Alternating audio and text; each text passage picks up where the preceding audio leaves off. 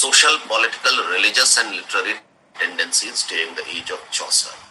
तो बात हुई थी फर्स्ट पैराग्राफ में कि इस एज ऑफ चौसर को ट्रांजिशन एज भी, एज ऑफ ट्रांजिशन भी बोला जाता है, क्योंकि अब समाज मिडिवलिज्म से बाहर निकल करके नए युग में आ रहा था।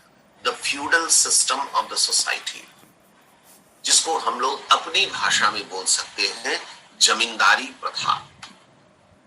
फ्यूडल सिस्टम, एग्जैक्टली ये जमींदारी प्रथा नहीं थी, ये जमींदारी प्रथा नहीं थी। वहां पर इंग्लैंड में फ्यूडल सिस्टम था, सोसाइटी को कंट्रोल करने का। छोटे छोटे फ्यूडल लॉर्ड्स हुआ करते थे, छोटे छोटे जमींदार हुआ करते थे, who used to live in their manor or castle. They used to keep army and they were the absolute owners of the land. तो सोसाइटी धीरे, फ्यूडल सिस्टम धीरे धीरे खत्म हो रही थी। Society was disintegrating and new forces, democratic forces were at work. अब people participation चाह रहे थे एडमिनिस्ट्रेशन में अपना। All these, इन सारी वजहों से समाज में सोशल, रिलीजियस और लिटरेरी अपहीवल आया हुआ था। The most significant political event of this age was the 100 Years' War. इस युग का 14th सेंचुरी की सबसे महत्वपूर्ण घटना है 100 Years' War। ऑब्जेक्टिव आपको पूछता है 100 Years' War के ऊपर। अर्पणा आई जी? यस सर, आ गए।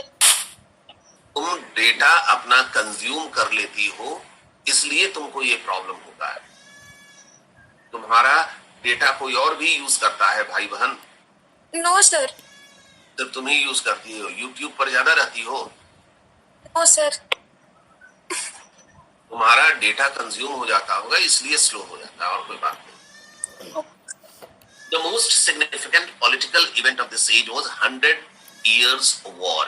इस पर ऑब्जेक्टिव आपको पूछता ही है, इसका ख्याल रखिएगा। अब आपसे ऑब्जेक्टिव पूछेगा कि 100 Years' War किस सेंचुरी में हुआ, तो इसका आंसर है 14th सेंचुरी। किसके किसके बीच हुआ, तो आगे लिखा हुआ है fort between England and France. और ये 100 Years' War इंग्लैंड और फ्रांस के बीच में हुआ था। और ये 100 Years' War कितने साल तक चला था, ये बेहद इंपॉर्टेंट क्वेश्चन है। तो ये कितने साल चला था? 100 Years' War है तो ज्यादा तेज लड़का क्या लिखेगा? इंटेलिजेंट बच्चे इस प्रश्न का क्या आंसर करेंगे? 100 Years' War 100 ही लिखेंगे सर। 100 years चला, लेकिन ये एग्जैक्टली चला कितने साल तक? 116 years। ये याद रखिएगा, ये 100 Years' War 116 years चला बिटवीन इंग्लैंड एंड फ्रांस। अब 116 years तक वॉर चला, तो रोज लड़ते थे क्या ये लोग? ऐसा तो नहीं है कि रोज लड़ते होंगे। तो इनके बीच कंटिन्यूअसली लड़ाई चल रही थी, कभी ये जीत रहे हैं, कभी वो हार रहे हैं, फिर कुछ दिन के बाद फिर युद्ध शुरू हुआ।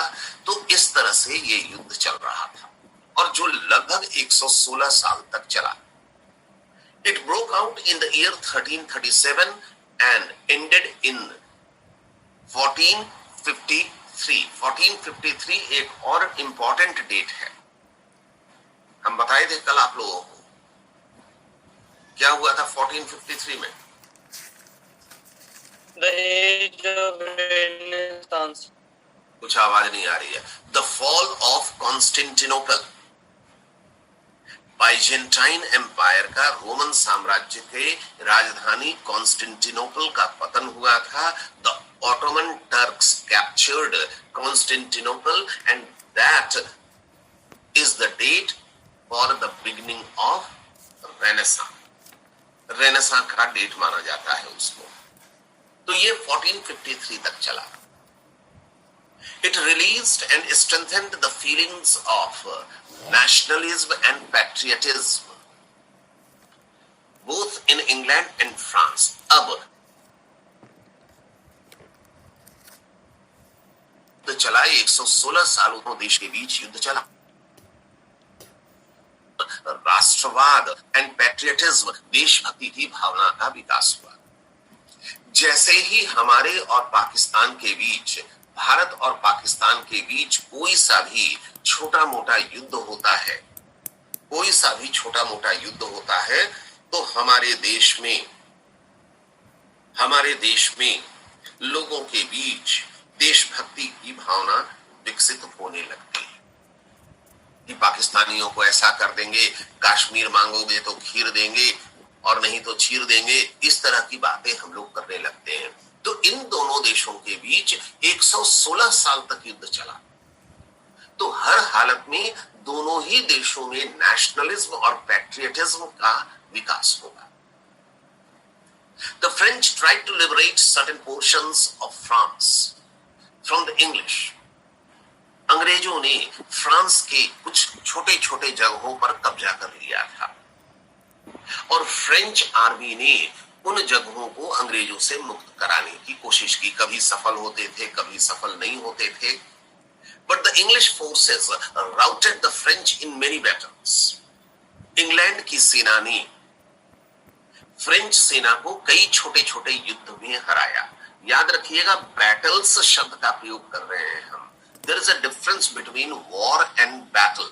वॉर जो होता है वो लार्ज स्केल पर होता है, जैसे 100 years war, और बैटल छोटी छोटी घटनाओं को बोलते हैं, छोटे छोटे युद्धों को बोलते हैं, including the battle of Crecy, Poitiers and Agincourt. खास करके इन तीनों जगहों के युद्ध में इंग्लैंड की सेना ने फ्रांस की सेना को हराया। The fortune of war, however, proved unstable. लेकिन वॉर का जो आउटकम था, इस युद्ध का परिणाम जो था, वो परमानेंट परिणाम जैसा कुछ नहीं था। आज फ्रांस ने इस हिस्से पर कब्जा कर लिया, कल इंग्लैंड ने उस हिस्से को आजाद करा लिया। आज इंग्लैंड ने इस द्वीप पर कब्जा कर लिया, तो कल फ्रांस ने उस द्वीप को आजाद करा लिया। तो बस ये जो फॉर्चून जो था वो था unstable. Some decisive victories concluded the war in favor of the French. लेकिन अंततः इस युद्ध में फ्रांस की विजय हुई, अंततः फ्रेंच पीपल की जीत हुई इस युद्ध में। The military glory of England started declining. अब इतने लंबे संघर्ष के बाद कोई देश हार जाए तो उसकी मिलिट्री ग्लोरी जो है, उसकी सेना का शौर्य जो है, धीरे धीरे कम होने लगेगा। And the positions held by them were soon liberated by the French.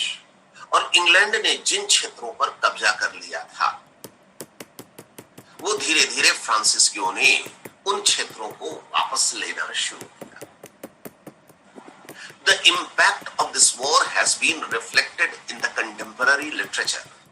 और 14th सेंचुरी में जो कुछ भी किताबें लिखी गई, उन किताबों में इन युद्धों के प्रभाव का जिक्र था। अब इन युद्धों का प्रभाव क्या हो सकता है, सो देखते हैं। हम लोग सेम 1 में पढ़ करके आ चुके हैं द इलियड। कितने साल तक ट्रोजन वॉर चला? 10 years. 10 years. क्या इंपैक्ट था ट्रोजन वॉर्स का? Lakhs of soldiers died from both the sides. दोनों ओर से लाखों सैनिक मारे गए। It wasted the national resources to a great extent. दोनों ही देशों के रिसोर्सेज, संसाधन जो थे, वह बुरी तरह से खर्च हुए, रिपीट हुए। इस 116 साल की युद्ध में भी बहुत सारे लोग मारे गए। नेशनलिज्म और पैट्रियटिज्म विकसित भले ही हुआ, लेकिन आर्थिक रूप से, फाइनेंशियली, इकोनॉमिकली दोनों देश जो थे वो ड्रेन्ड हो गए। दोनों ही देश जो थे आर्थिक रूप से चौपट हो गए। युद्ध में पैसा खर्च होता है, युद्ध में रिसोर्सेस खर्च होते हैं, तो सारी एनर्जी तो युद्ध में लगी हुई थी। पाकिस्तान की सारी एनर्जी लगी हुई है कि भारत को कैसे नुकसान पहुंचाया जाए, तो पाकिस्तान की तरक्की क्या होनी है।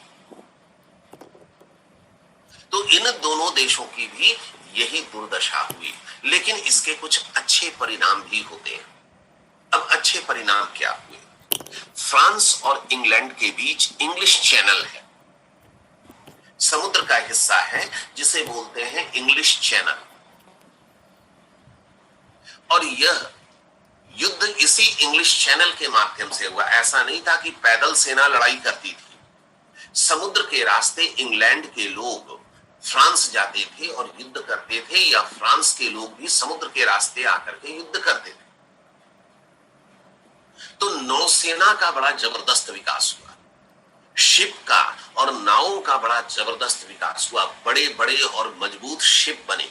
एक इंपैक्ट ये है, अब युद्ध तो खत्म हो गया, इन बड़े बड़े मजबूत जहाजों का क्या किया जाए? तोड़ करके रख दें, खोल करके? No use for merchandise, use for trade. Now they started using these ships and boats for trade and commerce. अब इन लोगों ने इन शिप्स का इस्तेमाल करना शुरू किया ट्रेड एंड कॉमर्स के लिए, and the trade was tilted in favour of the British. व्यापार जो था वह ब्रिटेन के पक्ष में था। Britain became an important trade centre. Britain जो था एक इंपॉर्टेंट ट्रेड सेंटर बन गया। कंसिक्वेंटली दे अटेन्ड प्रॉस्पेरिटी। तो ब्रिटेन के लोगों को दौलत मिली, नई नई चीजें मिली, देखने को मिली, कई जगहों की उन्होंने यात्राएं की, कई जगहों से लोग ब्रिटेन आए और नॉलेज बढ़ा। Renaissance, the feeling of Renaissance, the urge to acquire new knowledge, वो लोगों में बढ़ा और प्रॉस्पेरिटी आई, समृद्धि आई। Sir Gawain and Green Knight नाम की एक किताब है जिसको किसने लिखा ये पता नहीं, एनोनिमस ऑथर है। उन दिनों 14th सेंचुरी में जो प्रैक्टिस थी वह थी कि राइटर अपना नाम आमतौर पर किताब में नहीं लिखा करता था कि किसने इसे लिखा है। तो sir Gawain and Green Knight नाम की एक बुक ऑफ वर्स थी जिसमें फ्रेंच और इंग्लिश वॉर के बारे में लिखा हुआ था, and some other literary text amply show the influence of this political event. तो 14th सेंचुरी का सबसे इंपॉर्टेंट इवेंट था 100 Years War, which continued for almost 116 years. This war took place between England and France. And what was the outcome of the war? No political gain for any country. किसी भी देश के लिए कोई political gain नहीं हुआ. Feeling of nationalism and patriotism developed, and trade and commerce of Britain developed. अब इस युद्ध का एक परिणाम और हुआ, क्लोज कल्चरल टाइज डेवलप हो गया फ्रांस और इंग्लैंड के बीच में। अब 116 साल तक लड़ेंगे हम लोग किसी पड़ोसी से, किसी देश से, तो वहां की कई चीजों को हम सीखेंगे और हमारी कई चीजों को वो सीखेंगे। तो ये क्लोज कल्चरल एक्सचेंज हुआ दोनों देशों के बीच में। बहुत सारे वर्ड्स हम लोगों ने, इंग्लैंड के लोगों ने वहां से सीखे, और इंग्लैंड के लोगों से बहुत सारे वर्ड्स, लैंग्वेज के बहुत सारे चीजें फ्रेंच पीपल ने सीखा। कॉस्ट्यूम्स के बारे में जाना। अगर हमला करेगा भारत पाकिस्तान पर, तो हम लोग वहां देखेंगे कि वहां के लोग क्या पहनते हैं, क्या खाते हैं। पाकिस्तानी अगर भारत आएंगे तो देखेंगे कि क्या खाते हैं, क्या पहनते हैं। तो इस तरह से कुछ फर्दर इंप्रूवमेंट आया। Changes were also taking place in the social and economic life of the country. इस युद्ध की वजह से सोशल और इकोनॉमिक लाइफ जो थी वो भी प्रभावित हुई, इस युद्ध की वजह से भी, और ऐसे भी 14th सेंचुरी में सोशल और इकोनॉमिक लाइफ में भी चेंजेस आ रहे थे। England experienced the horrors of plague. इस दौरान इंग्लैंड में लगातार 3 बार प्लेग हुआ, जैसे हम लोगों के यहां लगातार 2 बार क्या हो चुका है, कोविड, और तीसरे आने की संभावना है। तो ठीक इसी तरह से इंग्लैंड में लगातार 3 बार प्लेग हुआ। मार्जिन में नोट कर लीजिए ईयर 1348 49, 1348 49, 1348 49 पहली बार हुआ। दूसरी बार हुआ 1361 62, 1361 62,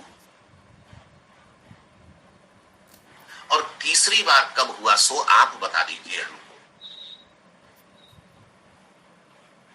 नहीं, चलिए, नहीं जानने की कोई वजह नहीं है आपको।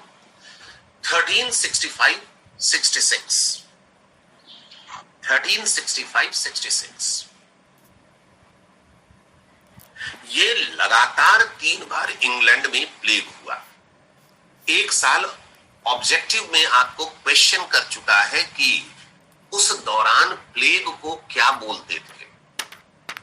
मार्जिन में लिख लीजिए ब्लैक डेथ, ब्लैक का बी कैपिटल से और डेथ का डी कैपिटल से, ब्लैक डेथ बोलते थे। ये ऑब्जेक्टिव में पूछ चुका है, तो हो सकता है कि इस साल ईयर पूछ दे।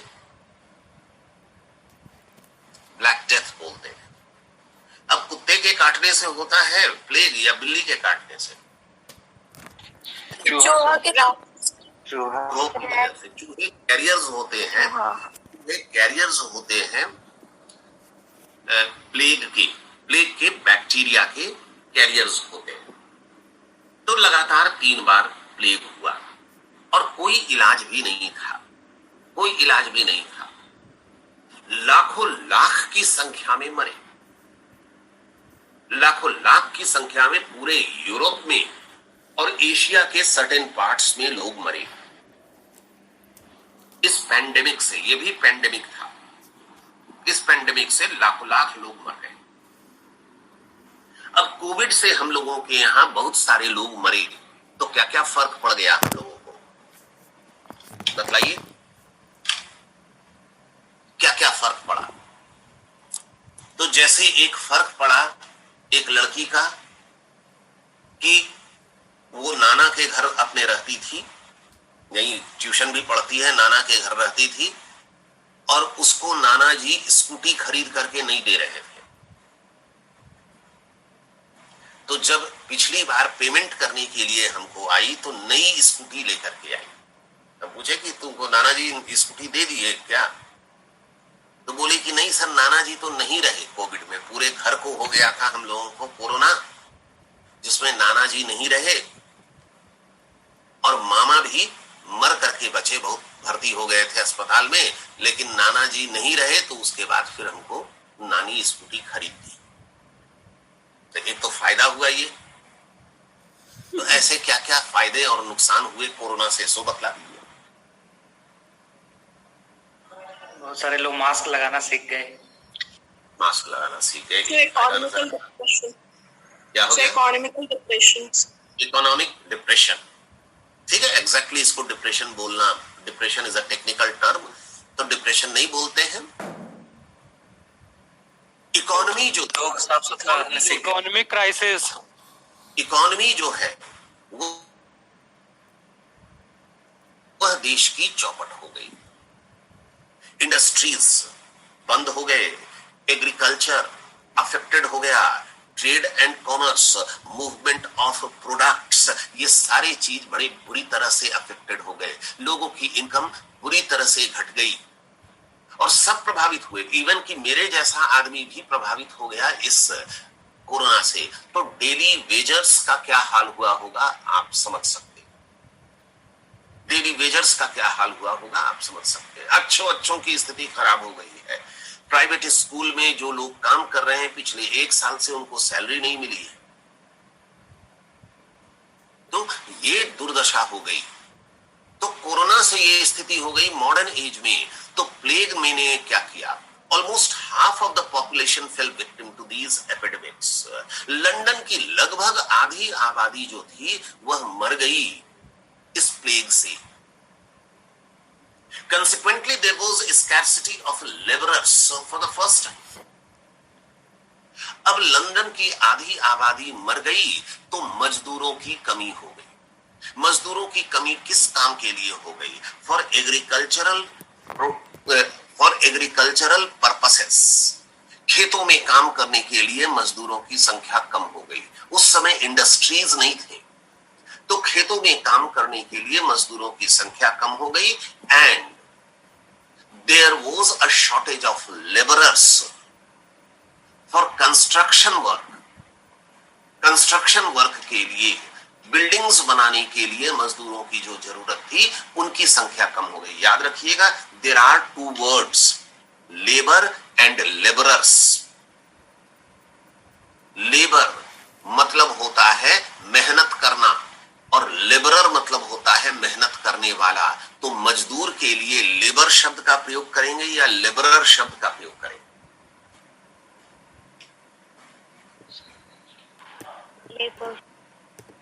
लेबर.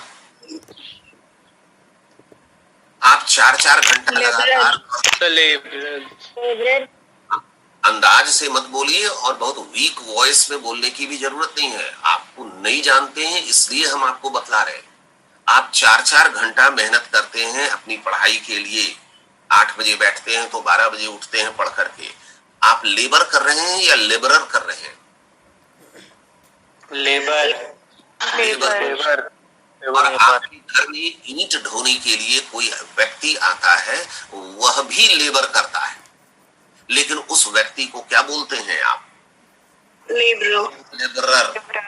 लेबरर. लेकिन आप तो उसको लेबर ही बोलते हैं. तो ध्यान रखिएगा, करेक्ट कीजिए आइंदा.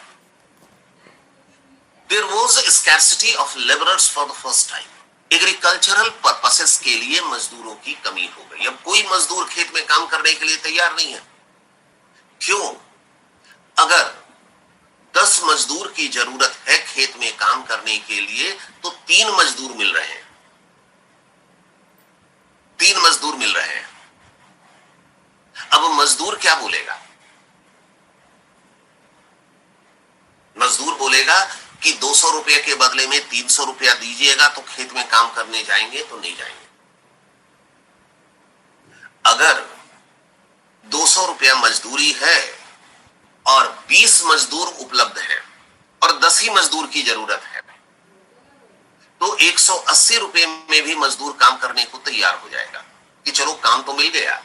लेकिन 10 मजदूर की जरूरत है और 3 ही मजदूर उपलब्ध है, तो तीनों मजदूर बोलेगा कि 300 रुपया दीजिएगा तो काम करेंगे, नहीं तो नहीं काम करेंगे.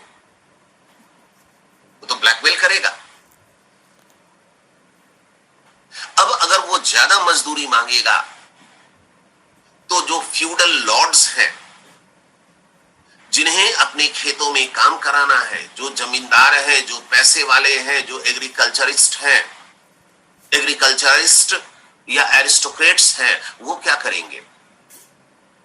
तुरंत कानून राजा से या पार्लियामेंट से कानून ले आएंगे कि मजदूरों का वेतन जो होगा वह 200 रुपया होगा और जो भी 200 रुपया से अधिक मांगेगा उसे दंडित किया जाएगा. अभी कोरोना में निकला ना कानून कि कोई भी ब्लैक मार्केटिंग करेगा, कोई भी महंगी कीमत पर कुछ बेचेगा तो उसको दंडित किया जाएगा. जो सरकार कानून ले आई. Efforts to control the demand for higher wages मतलब मजदूरी, by legislation would not be of much help. तुरंत सरकार ने कानून ले आया कि कोई भी मजदूर अगर ज्यादा वेतन मांगता है काम करने के लिए तो उसे दंडित किया जाएगा, उसे जेल में डाल दिया जाएगा. तो मजदूर बोला कि नहीं काम करेंगे. चलो जी, खेत में काम करने के लिए कल्पना कर लीजिए कि खेत में अनाज तैयार हो गया है, अगले 7 दिनों में नहीं काटा जाएगा तो अनाज बिखर जाएगा खेतों में. और मजदूर के यहां गया खेत का मालिक कि चलो धान काट दो, तो मजदूर बोलता है कि नहीं काटेंगे, पेट में दर्द हो रहा है, तबीयत खराब है. अब क्या करेगा खेत का मालिक?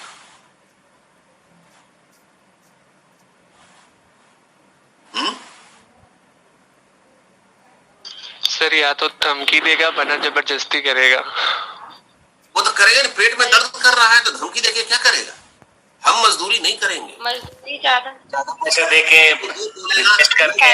चलो ना, हम तुमको 300 रुपया दे रहे हैं, 200 के बदले में 300 रुपया देंगे और 50 रुपया रात में दारू पीने के लिए देंगे। यस सर, मुर्गा भी। तो फिर सरकार का कानून किसी काम का नहीं हुआ, किसी काम का नहीं हुआ। एक नया सोशल सिस्टम डेवलप हो रहा था। ये बात समझने की है। हम धीरे जरूर हैं और हम स्लो पढ़ा रहे, इसमें कोई शक की बात नहीं है। एक नया सोशल सिस्टम डेवलप हो रहा था where the law enforced by the government was of no use, जहां पर सरकार के द्वारा लागू किया गया कानून किसी काम का नहीं था। It was based on the need of demand and supply, ये मांग और पूर्ति के सिद्धांत पर आधारित थी। कोरोना के समय में दवाएं नहीं मिल रही थीं, कोरोना के समय में दवाएं नहीं मिल रही थी। 1 रुपया के बुखार की दवा जो है वह 8 रुपये में 10 रुपये में मिल रही थी। आप जाइए दवा खरीदने के लिए, दुकानदार बोलेगा कि नहीं है दवा मेरे पास। आप दुकान से उसका स्टॉक चेक कर लीजिए, सरकार कर ले चेक, नहीं है दवा। आप जैसे ही दुकान से बाहर उतरिएगा, एक लड़का आपके पास आएगा कि दवा चाहिए, हम दे देंगे, लेकिन 10 टैबलेट का पत्ता हम 100 रुपया लेंगे। अब लीजिएगा कि नहीं लीजिएगा? आपका पेशेंट तो आप लीजिएगा, कोई उपाय नहीं है आपके पास। 50 पैसे का मास्क जो है वो 50-50 रुपए में बिका है। कूड़े में फेंकने लायक सैनिटाइजर 200-200 रुपए में बिका है। पेट्रोल भी बढ़ गया सर। ऑक्सीमीटर जो है, ऑक्सीमीटर जो 10 रुपए का मिलना है ऑक्सीमीटर, वो 3-3 हजार में ऑक्सीमीटर बेचा है। तो ये तो डिमांड एंड सप्लाई पर डिपेंड कर रहा है। क्या कर लेगी सरकार इसमें? सरकार कुछ नहीं कर सकती है। Efforts to control the demand for higher wages by legislation could not be of much help. सरकार नया कानून ले आई कि जो ज्यादा मांगेगा मजदूरी उसे दंडित किया जाएगा। कुछ नहीं हुआ, कोई फर्क नहीं पड़ा। Bitter conditions and oppressive taxations, सरकार के ये सख्त कानून ने मजदूरों के लिए काम करने की स्थिति को खराब कर दिया। एंड ऑप्रेसिव टैक्सेशंस, और मजदूरों के ऊपर तरह तरह के, गरीबों के ऊपर तरह तरह का टैक्स लाद दिया गया, तरह तरह का टैक्स लाद दिया गया। Aggravated the growing discontent among the pageants, इससे पेजेंट्स, किसानों के बीच डिसकंटेंट, असंतोष बहुत अधिक बढ़ गया। आज की भी तारीख में सरकार को कोरोना से निपटने के लिए बहुत पैसे चाहिए। सरकार इन पैसों का इंतजाम कहां से कर रही है? सो बताइए। मैं लोग से, पब्लिक से। कोई पब्लिक से नहीं कर रही है। अगर गरीब आदमी से करने लगेगी तो गरीब आदमी बीजेपी को वोट देना बंद कर देगा। तो क्या हो रहा है? पेट्रोल के दाम निरंतर बढ़ते जा रहे हैं और सरकार पेट्रोल पर से टैक्स हटा नहीं रही है। तो कौन पे कर रहा है इस टैक्स को? वह जो पेट्रोल कंज्यूम कर रहा है। एक गरीब किसान पूरे महीने में कितना पेट्रोल कंज्यूम करता है? 2 लीटर। और एक अमीर आदमी पूरे महीने में कितना कंज्यूम करता है? कम से कम 20 लीटर। तो किसान के ऊपर टैक्स का बोझ नहीं पड़ रहा है और अमीर आदमी के ऊपर टैक्स का बोझ पड़ रहा है। यहां पर सरकार ने उल्टा किया। इंग्लैंड में उसने पेजेंट्स के ऊपर ही टैक्सेस लाद दिए। तो पेजेंट्स के अंदर डिसकंटेंट, असंतुष्टि का भाव पैदा हुआ। And finally took place the famous peasant revolt of 1381। और उसके बाद इंग्लैंड में 1381 में किसान विद्रोह हुआ। किसान विद्रोह अभी हम लोगों के यहां भी चल रहा है। किसान आंदोलन कहां चल रहा है?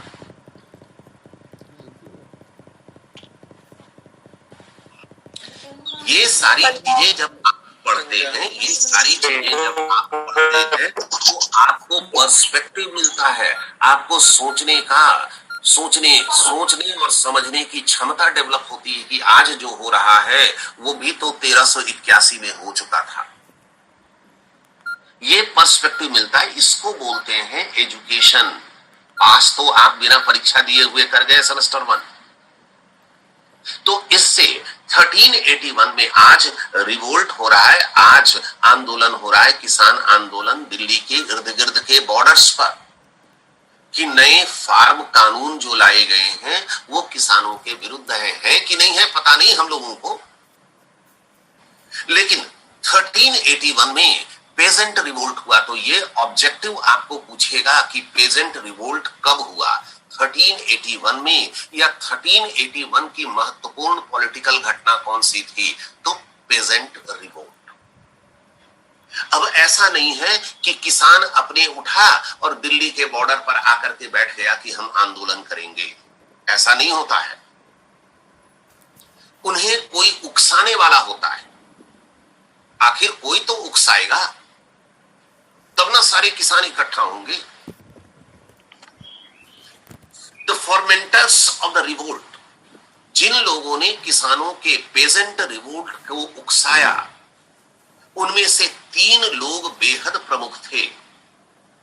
एक था वॉट टाइलर, दूसरा था जैक स्ट्रॉ और तीसरा था जॉन बुल। ये नाम याद रखिएगा, आपको ऑब्जेक्टिव क्वेश्चन कर देगा, who of the following are not related to peasant revolt, इनमें से कौन सा व्यक्ति पेजेंट रिवोल्ट से संबंधित नहीं था। Wat Tyler A, Jack Straw B, John Ball C और जॉन पीटर डी। तो कौन रिलेटेड नहीं था? John Peter. कौन रिलेटेड नहीं था पेजेंट रिवोल्ट से? Wat Tyler, Jack Straw, John Bull, John Peter. John Peter. तो आपको ध्यान रखना, John Bull and John Bull the mad priest of Kent, ये भी ऑब्जेक्टिव पूछेगा। जॉन बुल जो था वह केंट नाम की जगह के चर्च का पादरी था। जॉन बुल जो था वह केंट नाम की, इंग्लैंड में केंट नाम की जगह है, वहां के कैथेड्रल का, महा गिरजाघर का पादरी था। तो पूछ देगा ये भी कि इनमें से कौन पादरी था, ठीक है, या जॉन बुल के लिए किस टाइटल का इस्तेमाल किया जाता है, तो the mad priest of Kent. तो किसानों ने विद्रोह कर दिया। The far-reaching outcome of the revolt was that it made the peasants and the working men conscious of their power. अब इस विद्रोह में सफलता मिली किसानों को या नहीं मिली, यह दूसरी कहानी है, लेकिन इसका far-reaching impact था that these peasants and working classes became conscious of their rights. इस आंदोलन से इतना जरूर हुआ कि ये किसान और मजदूर वर्ग जो थे, इन्हें अपने अधिकारों की जानकारी हो गई, इन्हें अपने अधिकारों की जानकारी हो गई। उन्हें लगा कि नहीं, ये मेरा अधिकार है, ये तो मेरे लिए होना ही चाहिए था, और ऐसा तो कानून में भी है कि ये मैं हासिल कर सकता हूं। तो इस चीज की जानकारी हो गई। As the working men and lower classes became aware of their power, और जैसे ही इन लोगों को अपने अधिकारों की जानकारी हो गई, they sought more and more representation in the administration of the country. तो इन लोगों ने सरकार के ऊपर दबाव डालना, अभी डिस्कनेक्ट करते हैं। अच्छा, इन लोगों ने सरकार के ऊपर दबाव डालना शुरू किया कि हमें भी एडमिनिस्ट्रेशन में, सरकार के प्रशासन में, देश के प्रशासन में हमें भी हिस्सेदारी चाहिए। जैसे जैसे लोगों को जानकारी होगी, आपको जानकारी हो जाएगी कि ये अपराध नहीं है और पुलिस आपको तंग नहीं कर सकती है, तो आप पुलिस से झगड़ा कीजिएगा कि आप क्यों मुझ पर जुर्माना कर रहे हैं। तो ये है। तो ये लोग जो थे वो लोकल एडमिनिस्ट्रेशन में अपनी भागीदारी चाहने लगे। अब ये लोग बोलने लगे कि यदि आप कोई कानून बना रहे हैं मेरे लिए तो मुझसे तो पूछना होगा कि क्या ये कानून मुझे स्वीकार है या नहीं है। किसान आंदोलन में क्या हो रहा है कि कानून बना दिया गया और ये किसान बोल रहे हैं कि हम लोगों से तो पूछा ही नहीं कि हमें फायदा है या नुकसान है। तो ये चर्चा अब शुरू हो गई। डिस्कनेक्ट कर रहे हैं, इमीडिएटली कनेक्ट हुए। कंट्री के एडमिनिस्ट्रेशन में अपनी भागीदारी चाहिए। जिस दिन स्टूडेंट्स को मालूम हो जाए कि ये कानून टीचर्स जो हैं ये कानून स्टूडेंट्स के लिए बना रहे हैं, तो स्टूडेंट्स बोलेंगे ना कि हमसे भी पूछ लीजिए एक बार। तो स्टूडेंट्स का भी रिप्रेजेंटेशन जरूरी हो जाएगा। तो ऐसा ये गरीब लोग भी चाहने लगे कि अगर कानून हमारे लिए बन रहा है तो फिर हमें भी एडमिनिस्ट्रेशन में भागीदारी चाहिए।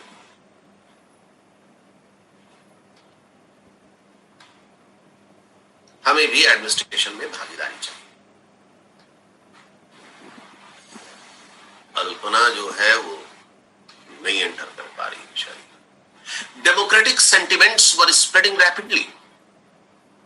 अगर वर्किंग क्लास ये बोलेगा, अगर एग्रीकल्चरिस्ट क्या हो गया, नहीं आवाज आ। वर्किंग क्लास ये बोलेगा कि ये कानून मेरे लिए है और मुझे भागीदारी चाहिए, तो ये डेमोक्रेसी होगी या ऑटोक्रेसी होगी? ये डेमोक्रेसी होगी। डेमोक्रेसी होगी। तो डेमोक्रेटिक सेंटिमेंट्स जो है वो बड़ी तेजी से फैलता जा रहा है और डेमोक्रेसी फैलेगी। The parliament started emerging strong. और अब पार्लियामेंट जो है वो ज्यादा पावरफुल होने लगी। इंग्लैंड में क्या था? इंग्लैंड में किंगशिप थी। इंग्लैंड में राजा हुआ करता था या रानियां हुआ करती थी और उन्होंने जो कानून बना दिया that was final and supreme. किसी देश से युद्ध करना है तो राजा ने घोषणा कर दिया, युद्ध शुरू हो गया। किसी देश से संधि करनी है तो राजा ने घोषणा कर दिया, संधि हो गई। लेकिन अब पार्लियामेंट जो है वो स्ट्रांग होने लगा और राजा के अधिकारों में कटौतियां होने लगी। Democratic sentiments were spreading rapidly. The parliament started emerging strong. Parliament जो है वह अब strong होने लगा. Now the king could not levy tax without the sanction of parliament. अब इंग्लैंड का राजा प्रजा के ऊपर किसी भी किस्म का टैक्स अपनी मर्जी से नहीं लगा सकता। अब उसे टैक्स लगाने के पहले पार्लियामेंट की सहमति लेनी पड़ती थी या कोई भी फैसला लेने के पहले पार्लियामेंट की सहमति लेनी पड़ती थी। अगर वह किसी देश के साथ युद्ध डिक्लेयर कर रहा है, पार्लियामेंट की सहमति लेनी पड़ेगी। और किसी देश के साथ संधि करना चाह रहा है तो उसे पार्लियामेंट की सहमति लेनी पड़ती। लेकिन एक इसमें कैच है। मान लिया इंग्लैंड के ऊपर किसी देश ने हमला कर दिया तो राजा हमला का जवाब देने का आदेश देगा या पार्लियामेंट की मीटिंग बुलाएगा? आदेश देगा। पहले तो आदेश दे देगा कि इस हमले का मुकाबला किया जाए, पार्लियामेंट बाद में बुलाएगा। पार्लियामेंट बाद में बुलाया जाएगा और पार्लियामेंट राजा के इस आदेश का समर्थन करेगा। और अगर पार्लियामेंट को लगा कि राजा ने यह आदेश गलत दिया है तो फिर जो कुछ भी खर्चे हो रहे हैं वह राजा के धन से वसूला जाएगा। तो अपनी मर्जी से वो गलत आदेश भी नहीं दे सकता था। जैसे हम लोगों के यहां भी नियम है कि कोई भी कानून तत्काल लाना हो तो राष्ट्रपति के ऑर्डिनेंस से, अध्यादेश जिसको हिंदी में बोलते हैं, प्रेसिडेंट साइन करके एक नियम बना देता है। ट्रिपल तलाक प्रेसिडेंट ने साइन करके भेज दिया और ट्रिपल तलाक लागू हो गया और बाद में पार्लियामेंट ने उसे पास किया, तो ट्रिपल तलाक कानून लागू हो गया। और अगर पार्लियामेंट ने पास नहीं किया होता तो यह कानून रद्द हो जाता। तो ठीक यही सिस्टम इंग्लैंड में भी फॉलो किया जाने लगा। द लेटर 14th सेंचुरी, बाद में 1350 के बाद, witnessed a rapid growth in trade and commerce. Trade and commerce में जबरदस्त विकास हुआ। हम आपको बताए ही कि 100 years वॉर के लिए जो नावें बनी थी और जो शिप्स बने थे उसका उपयोग किया जाने लगा अब ट्रेड एंड कॉमर्स में। उसका उपयोग अब ट्रेड एंड कॉमर्स में किया जाने लगा। कहां भाग जाता है जी? जैसे लिंक डिस्कनेक्ट करते हैं, 1-2 भाग जाता है। अभी भी 2 भाग गया है कोई।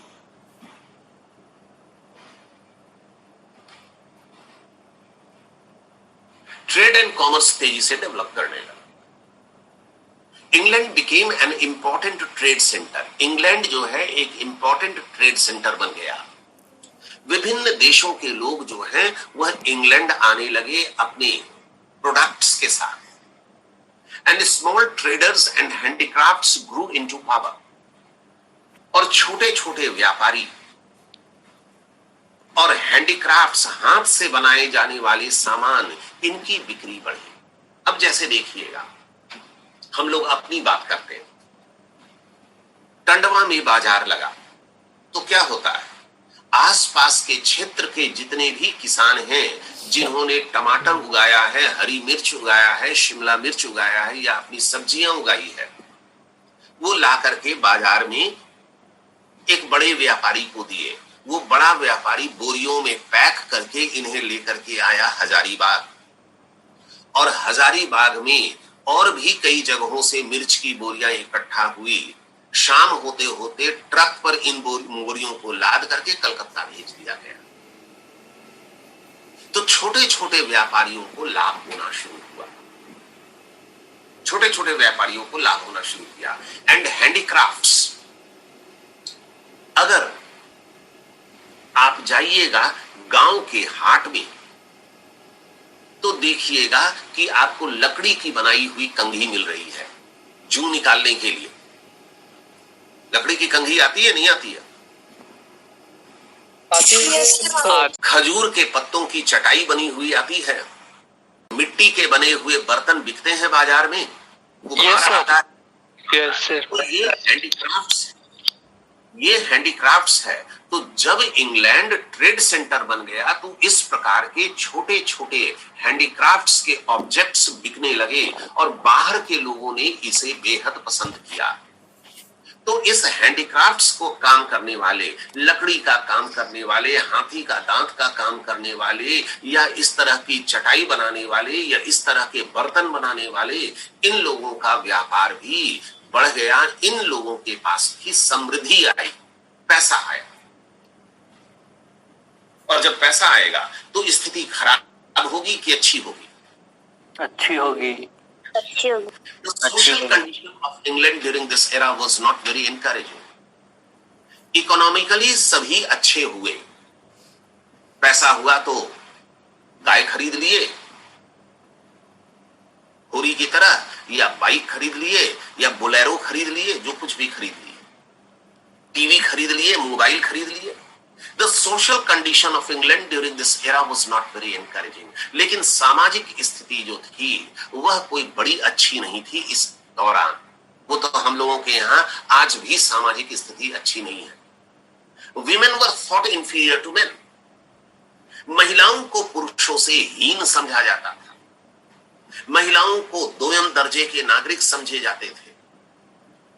महिलाओं को पुरुषों से घटिया समझा जाता था, शारीरिक रूप से भी और इंटेलेक्चुअली भी, बौद्धिक रूप से भी। दे वर्क हार्ड, महिलाएं कठोर परिश्रम करती थी। Doomed to a life of unrelieved drudgery, और दिन भर कोल्हू के बैल की तरह खटना। हम लोग के यहां क्या होता है, जंगल से लकड़ी चुन करके लाना किसका काम? महिलाओं का काम। महिला का। गाय का गोबर गोईठा बनाना किसका काम? महिला। गाय को चारा देना किसका काम? महिला। दुहने का काम कौन करेगा? तो पुरुष। खाना बनाना किसका काम? घर की लिपाई पुताई सफाई किसका काम? महिला। कपड़े धोना किसका काम? महिला। बच्चे पालना किसका काम? महिला। तो ठीक यही स्थिति इंग्लैंड में भी थी। महिलाओं को पुरुषों से इंफीरियर समझा जाता था। The ladies of higher society, समाज के उच्च वर्ग की महिलाएं एंजॉयड लग्जूरियस लाइफ, वह विलासिता का जीवन जीना चाहती थी। हम लोगों के यहां भी समाज के उच्च वर्ग की महिलाएं झाड़ू पोछा करती हैं। दीपिका पादुकोण? No sir. नहीं। कपड़े धोती है अपना? No sir. नहीं। घर का सिलेंडर खरीदने के लिए जाती है क्या? No sir. खरीदने, फल खरीदने? नहीं। तो हायर क्लास की महिलाएं जो थी वह लग्जूरियस लाइफ लीड कर रही थी। उनको क्या काम करना? The churchman considered women to be the source of all evils, और महिलाओं को पुरुषों से कमतर इसलिए आंका जाता था क्योंकि चर्च ही बोलता था कि महिलाएं तमाम बुराइयों की जननी हैं। जितनी भी बुराइयां हैं महिलाओं से उपजती है। और इस बात के लिए वो किसका उदाहरण देते थे? इस बात के लिए वो उदाहरण देते थे एडम और इव का। किसकी गलती से एडम और इव पृथ्वी पर आए? आपको कहानी बताए थे, नहीं बताए थे? एडम और ईव की कहानी बताए थे ना? Yes sir. किसने एप्पल खा लिया था, फॉरबिडन फ्रूट? इव ने। इव ने। तो इव की गलती के कारण एडम और इव को पृथ्वी पर आना पड़ा। और हम सभी किसकी संतान हैं? उसी एडम और इव की। तो जब बाइबल में ही लिखा हुआ है, पादरी लोग ये बोलते थे कि बाइबल में ही लिखा हुआ है कि तमाम बुराइयों के जड़ में इव है, तो हमारे और आपके पिताजी अगर हमारी और आपकी मां को मूर्ख मानते हैं, इंफीरियर मानते हैं, तो कौन से तज्जुब की बात है? कौन से तज्जुब की बात है? तो चर्चमैन भी इस बात को बोलते थे कि महिलाएं जो हैं वह इंफीरियर हैं और तमाम बुराइयों की जड़ में महिलाएं हैं। रेप हो गया किसी का तो पुरुष का दोष नहीं है, दोष किसका है? महिला ने छोटे कपड़े पहने थे, दोष किसका है? कि रात को 11 बजे लड़की पिक्चर देख करके लौट रही थी, बताइए तो 11 बजे रात में कोई सभ्य परिवार की लड़की लौटती है, तो दोष महिला का है, दोष पुरुष का कहां है? पुरुष थोड़ी गलती करता है। चाइल्ड मैरिज वॉज इन वोग। उन दिनों बाल विवाह की प्रथा थी। भले दोष भारतीयों को दे, लेकिन ये सारी चीजें इंग्लैंड में थी। हाँ, इंग्लैंड से हम लोग 200 साल पीछे चलते हैं। Child marriage was in Vogue among the rich. अमीर लोगों के बीच बाल विवाह की प्रथा थी। करना तो कुछ था नहीं किसी को, तो शादी ब्याह किया। एंड वेल्दी पर्सन्स, अमीरों के बीच बाल विवाह की भी प्रथा प्रचलित थी। Dowry was also in practice. दहेज प्रथा भी इंग्लैंड में थी। ऐसा नहीं है कि ये केवल इंडिया की बुराई है, दहेज प्रथा भी इंग्लैंड में 14th सेंचुरी में थी। महिलाएं विवाह के पश्चात अपने साथ धन दौलत लाती थी, लग्जूरियस गुड्स लाती थी, और उससे उनके नए घर में सामाजिक प्रतिष्ठा होती थी या नहीं होती थी। अगर बाइक लेकर के आए तो प्रतिष्ठा कम रहेगी, और बोलेरो लेकर के आए तो प्रतिष्ठा ज्यादा रहेगी। And girls were sometimes sold. और कई बार स्थितियां ऐसी थी कि गरीब घर के लड़कियों को बेचा जाता था अमीर परिवारों में। अमीर परिवारों में बेच दिया जाता था। The condition of the church was in the deplorable state. Church अब रिलीजियस स्थिति पर आई है। चर्च की स्थिति बड़ी दयनीय थी, बेहद दयनीय थी। No institution in the 14th century England was so often the object of satire as the church. 14th century में अगर सबसे ज्यादा किसी पर व्यंग किया जाता था, सबसे ज्यादा किसी की निंदा की जाती थी, सबसे ज्यादा किसी की बुराई की जाती थी, तो वो चर्च था। अभी कौन सा सेंचुरी चल रहा है? 21st। 21 और इंडिया में 21st सेंचुरी में सबसे ज्यादा व्यंग या सबसे ज्यादा बुराई किसी पर की जाती है तो किस पर? नेता पर, पॉलिटिक्स पर। जैसे ही बोल दीजिएगा कि मैं नेता हूं, बस आदमी है सो किनारे होने लग जाएगा, जाओ अपना नेतागिरी तुम करते रहो। तो चर्च पर सबसे अधिक व्यंग होता था। जितनी किताबें लिखी गई 14th सेंचुरी में, जितनी किताबें लिखी गई, सभी किताबों में चर्च और पादरियों के ऊपर जबरदस्त व्यंग था। The churchman lived a godless and shamefully worldly life. और व्यंग इसलिए था क्योंकि चर्च के पादरी, उसको धर्म से कोई लेना देना नहीं था। दारू पीना, धन दौलत इकट्ठा करना और महिलाओं के साथ संबंध बनाना, और सभी चीज की मनाही थी उसको, सभी चीज की मनाही थी। न उसे धन दौलत से कोई मतलब होना चाहिए था, न उसे महिलाओं से मतलब होना चाहिए था, न उसे शराब से मतलब होना चाहिए। पूजा पाठ छोड़ करके और वह इन्हीं तीनों चीज में लिप्त रहता था। कौन राजा बनेगा, कौन मंत्री बनेगा, बस इसी से लेना देना था उसका। इसलिए भी रेनेसां आया, चर्च के इस कंट्रोल के विरुद्ध भी पुनर्जागरण हुआ। They were concerned more about their prosperity. पादरियों को अपने धन दौलत से मतलब था, एंड वर्ल्डली प्लेजर, महिलाओं से, शराब से, मुर्गा से, मछली से, मीट से, उससे मतलब था। उनको अपनी स्पिरिचुअल ड्यूटीज, अपने धार्मिक कर्तव्यों से कोई लेना देना नहीं था। हम लोग के यहां भी पंडित जी आते हैं या मौलाना आता है मस्जिद से, या पादरी आते हैं, तो सबसे पहले यही बोला जाता है कि सत्यनारायण कथा कराएंगे, लेकिन 2100 रुपया से कम नहीं लेंगे। फातिहा पढ़ने तो हम आएंगे आपके घर, लेकिन बढ़िया से मुर्गा मांस बनवा करके रखिए और इतना पैसा लगेगा। चर्च में भी नई गाड़ी खरीद करके जाइए तो पादरी रसीद लेकर के खड़ा रहेगा कि 10 लाख का गाड़ी लिए हैं तो कम से कम 2500 रुपया तो चर्च में दान देना होगा। तो यही स्थिति हो गई थी इंग्लैंड की। उन्हें स्पिरिचुअल ड्यूटी से कोई लेना देना नहीं था। Europe saw 2 pops. यूरोप के पेपेसी में भी डिवीजन हो गया। पोप एग्जैक्टली होता है कहां, किस देश में पोप होता है? Vatican City, Vatican City, Italy, Rome, Vatican City, ठीक है। और उस पोप को रिलीजियस हेड माना जाता है, समस्त ईसाइयों का, पूरे विश्व के ईसाइयों का हेड माना जाता है। और पोप जो है वह मोस्ट पावरफुल स्पिरिचुअल अथॉरिटी होता है ईसाइयों का।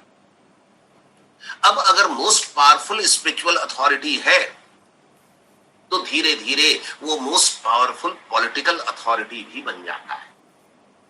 अब कहीं का प्रधानमंत्री, कहीं का राष्ट्रपति प्रणाम करने के लिए जाएगा पोप को, तो पोप पावरफुल हो जाएंगे कि नहीं हो जाएंगे?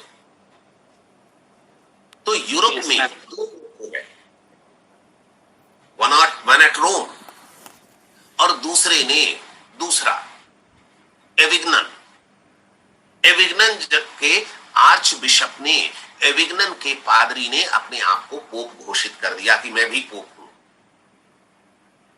मैं भी पोप हूं। England supported Urban VI, the pope of रोम।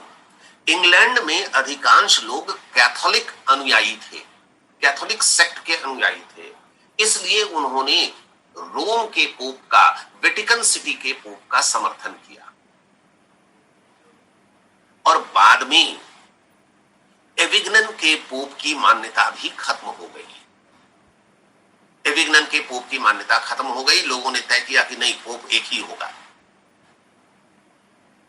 अब जो हो जाए, but the damage to the institution of papacy had already been done. लेकिन पोप के अधिकारों को क्षति तो जरूर पहुंच गई, पोप के प्रतिष्ठा को क्षति तो जरूर पहुंच गई। कुछ कर लीजिए, पोप के अधिकारों को क्षति तो जरूर पहुंच गई। In this way the rock solid found institution of the church started crumbling। इस तरह से ये जो बेहद शक्तिशाली चर्च नाम की संस्था थी, उसमें भी दरारें पड़ने लगी, उसके अधिकारों में भी क्षति पहुंचने लगी। यहीं पे छोड़ते हैं।